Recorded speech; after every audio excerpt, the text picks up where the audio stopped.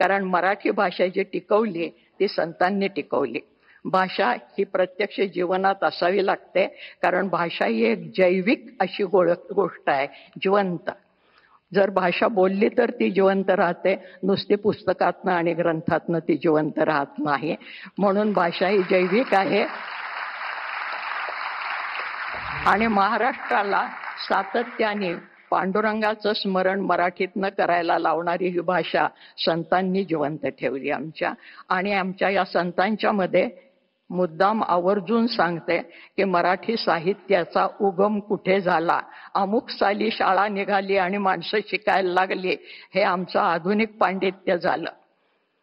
ज्या दिवशी आईने पहिली ओवी आपल्या बाळाला म्हटली असेल त्या दिवशी मराठी भाषा जन्माला आली.